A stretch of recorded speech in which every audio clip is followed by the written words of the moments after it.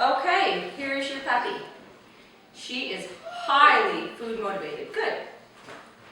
And we'll learn everything in about 3 seconds. Of the litter, this was the fastest and smartest puppy we had. Sit. Good.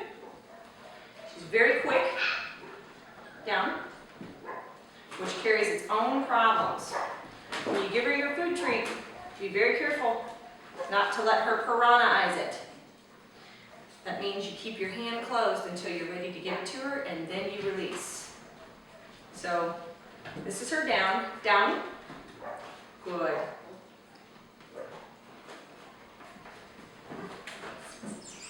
Down. Very fast. Sit. Good. On her sit, she has a really bad habit of using her feet and not getting her butt down. So be sure when you reward, you only reward if the feet are down and the butt is completely down. A good way to do that is when you watch when I give her the food. When I ask her her command, it's sit, and then I give it to her down by her neck.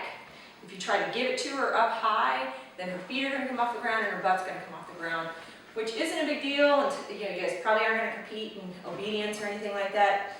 But where it is a problem is she will start to associate being on her up like this, like she is right now, versus the sit.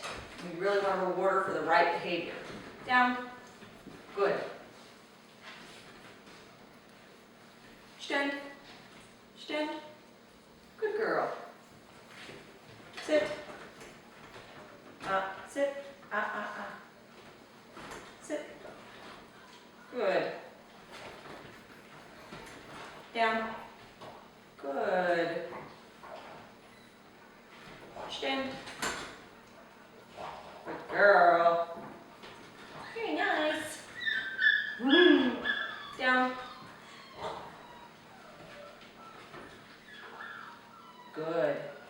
Now, from here, what we do is we build these commands. Yep, she got stuck in her cheek. We build these commands because she's so fast. This is so boring for her already. When you compare her to her brothers and sisters, she's bored.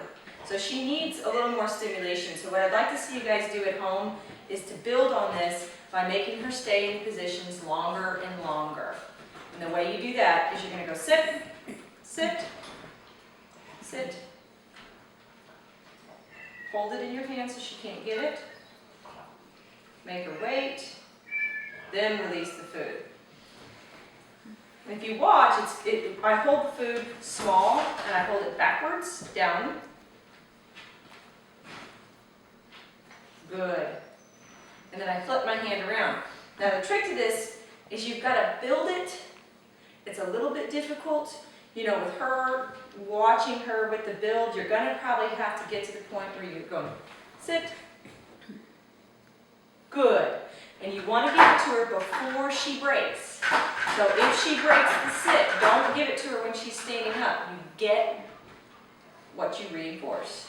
So when you do your down, you want to sit. And you want to come to the table and go down, down, down, and then get your hand away. Good girl. See how I pulled the hand away from the table? That's an extension of the down. Let's try it again. Down. Good girl. So this is like a stay. So we're building the fact that she's asked to do a command, but you don't reward her immediately. You let her wait. She knows she has to stay in that position until you reward her. This is building a stay. Sit.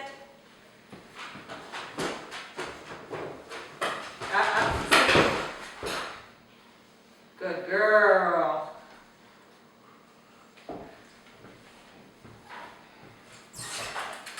Here. Come here. Oh, sit. Good girl. Very nice. Down. Good. On the downs, make sure you release before she starts to dig. She can lick it as long as she's not reaching it. If you've got your hand properly, good girl. You're still funny. If you've got your hand, remember that if she can even lick the food, she's self-rewarding. So you want to make sure that it's backwards in your hand until you're ready to release it. And it takes a little practice. The hardest part about any of this is releasing the food. She's a very good puppy. This dog would be a stellar obedience dog. She's highly food motivated. So with young children or people in the house, you really need to work on, she's been trained with food. Make sure that she's not allowed to caw at you at the food. And I've been working on that. That's why she learns so quickly. That's why she is so smart. It's because she's food motivated, and the problem with that is she enjoys her cookies. So if you're going to give her treats at home, be sure to teach the children properly to hold their hands open, or she might be chewing or nipping at the fingertips. That kind of food motivation is brilliant for training purposes. Can be very difficult with small kids in the house, as far as, if they sit and hold something in their hand like this, pinched, she's liable to, maybe chew in those fingertips. Now, I've worked really hard on her, and she brought it down, because I've taught her that she cannot get the food until she takes it appropriately or nicely, and never release the food unless she stops that. So that's why she doesn't do it anymore, but it could come back pretty easily. These are the treats I use for training. The Little Jacks are great for your at-home stuff, but if you do decide to get into training, this yellow back Bill Jack is hard to find. Most specialty pet stores might carry it. It won't be on the shelves because it's frozen. It is frozen. So you really have to ask them if they have them. You can go to Bill Jack online and see and put in a distributor where they may have it locally. But it's quite good food. You could feed this as a diet. So when you're training, it's important to remember that her stomach is the size of a walnut. It's teeny tiny. So one training session could very easily fill her food up. And with a puppy that should be eating, maybe 3/4 of a cup of food to a cup a day maximum, full-grown Lagotto will eat a cup and a quarter. During her growth period, she will need more. Right now, her body with a high-quality food only needs about a half a cup a day. So if you do get into training, which I would love to see you do with this dog because she is so wonderful, I can't explain to you how fast she is and how much she wants to do it. You will have a very happy puppy if you train. But if you do that, make sure you're using the food where she's getting enough of the nutrition to grow. And that'll be it. Bye, guys!